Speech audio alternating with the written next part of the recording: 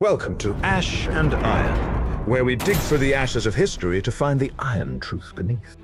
1157. The fortress of Calatrava sits on the border between Christian Spain and the Almohad Caliphate. The Knights Templar have held it for 10 years.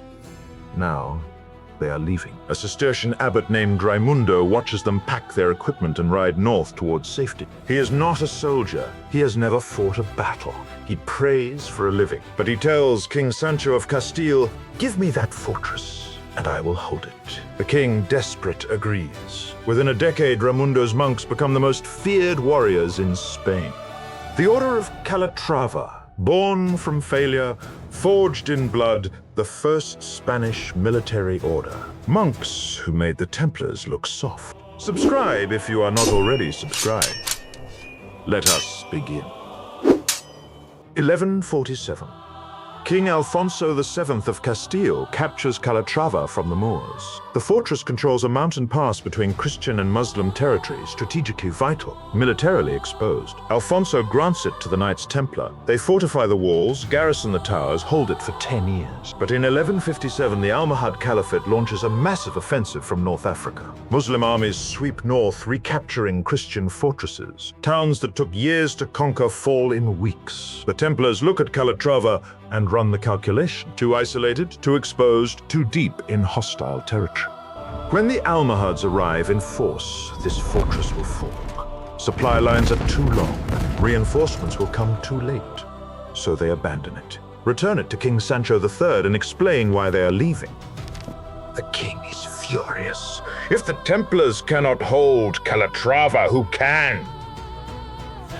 He offers the fortress to anyone willing to defend it. Knights refuse. Nobles decline. Nobody wants a fortress the Templars abandoned.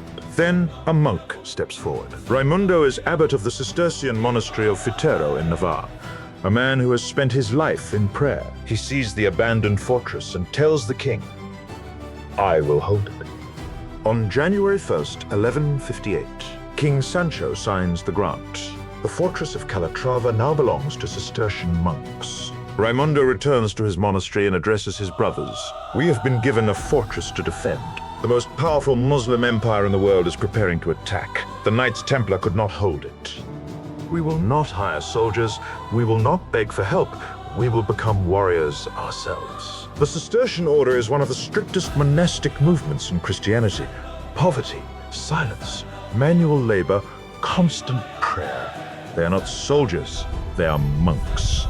But Raymundo transforms them. He moves most of his monks from Fitero to Calatrava. They march south to the fortress carrying swords. One monk is particularly important, Diego Velázquez, a former knight who took monastic vows, who knows how to fight. Diego teaches the others how to hold a sword, how to ride as cavalry, how to fight in formation. In 1158, the Order of Calatrava is born. Monks who copied manuscripts now train with weapons. They wear white Cistercian habits with a red cross on the chest. They take monastic vows, but carry swords. Word spreads across Castile. Knights join them, seeking redemption, seeking glory, seeking land. Raymundo establishes a rule model on Cistercian practices adapted for war. The knights live as monks. They pray the liturgical hours. They fast on appointed days. They observe silence in the fortress, but when battle comes, they ride out as heavy cavalry. Full armor, war horses, lances, trained warriors following monastic discipline. By 1164, Pope Alexander III officially recognizes them. Spain's first homegrown military order with papal approval. And they are fanatical. The Templars fight for glory and land. The Hospitallers fight for wealth and political influence across Europe. The Order of Calatrava fights for Spain. They do not retreat when outnumbered. They do not surrender when surrounded. They die before yielding ground. Muslim armies learn to fear these monks in white habits with red crosses who charge like demons. They hold fortresses other orders abandon. They lead charges that break Muslim lines at terrible cost. They take castles everyone else considers impregnable because they are willing to die trying. The Order of Calatrava becomes the shock troops of the Reconquista, fighting on the most dangerous frontiers. They establish commanderies throughout central Spain, fortified estates providing income income, recruiting new knights, staging military campaigns. By the late 1100s, they control vast territories and field thousands of warriors. They are wealthy, powerful, disciplined. And they are about to face their greatest test. 1195. King Alfonso VIII of Castile leads an army south to confront the Almohads. He is confident, perhaps too confident. The Almohad Caliph has invaded with a massive force from North Africa. Alfonso gathers his troops at Toledo. The military orders join him. Templars, Hospitallers, Santiago, Calatrava. On July 4th, a cavalry patrol from the Order of Calatrava scouts ahead. They are surrounded by Muslim forces and almost massacred. A few escape and report back. The news is bad.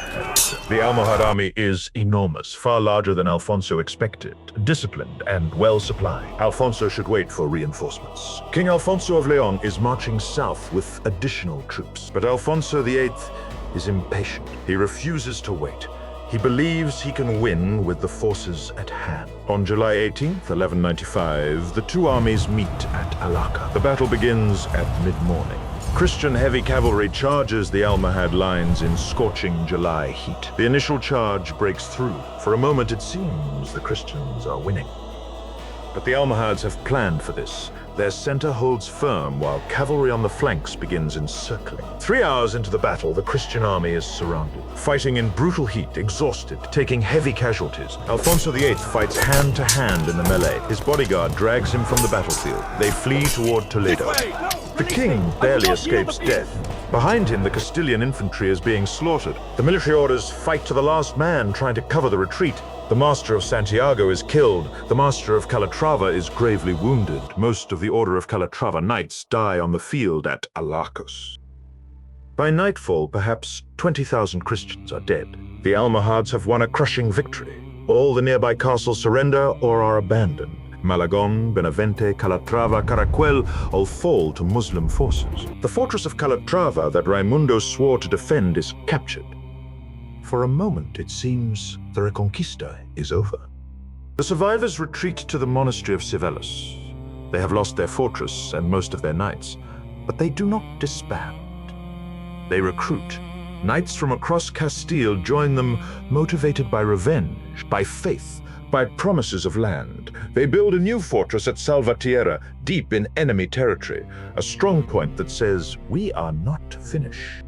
For 14 years, they call themselves the Knights of Salvatierra, holding their fortress, raiding Muslim territory, waiting. By 1212, their chance comes. Pope Innocent III calls a crusade.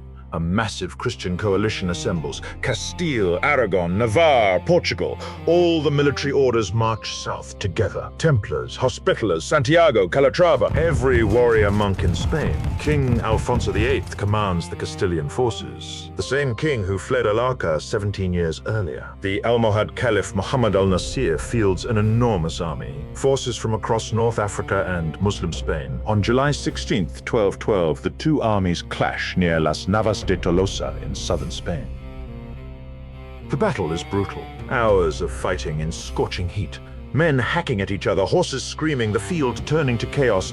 The Almohad center holds ferve. Christian charges break against elite troops like waves against rock.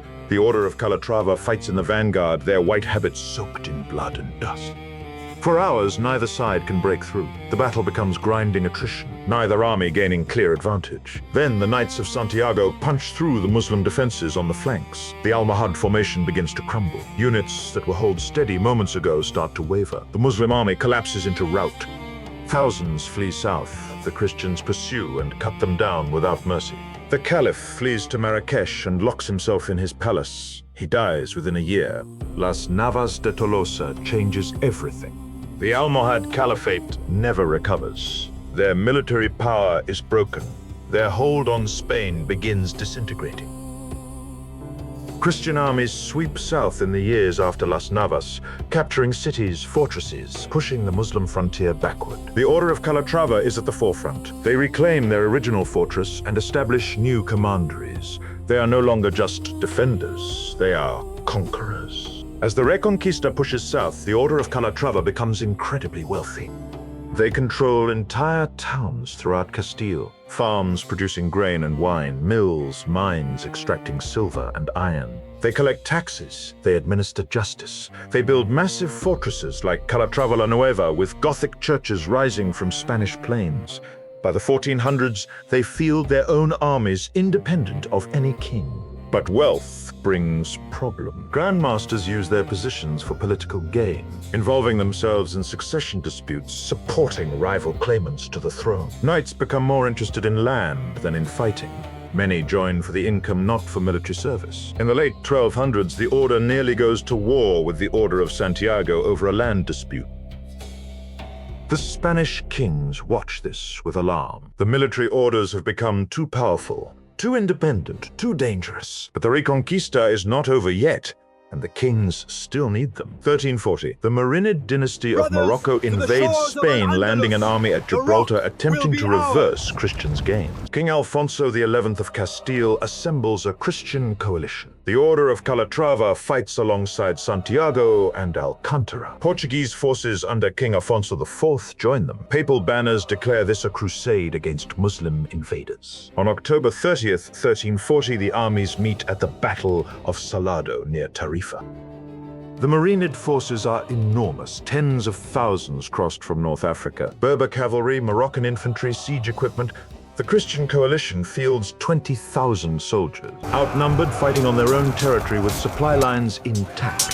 The battle is fierce, hours of close combat near the Salado River, cavalry charges, infantry grinding against each other. The Order of Calatrava smashes through the Marinid lines, heavy cavalry doing what they do best. But the Muslim army breaks. Units collapse into rout. Thousands flee toward the coast, many cut down in pursuit. The Battle of Salado is the last major Muslim invasion of Spain. After this, the Emirate of Granada is isolated. By the 1400s, the Spanish monarchs have had enough. In 1487, King Ferdinand arranges to become administrator of the order with papal approval. The order's wealth flows into the royal treasury. Its lands are administered by the crown. In 1523, Pope Adrian VI officially merges the mastership into the Spanish crown permanently. Drop a comment on which order you want next, and I will see you in the next one.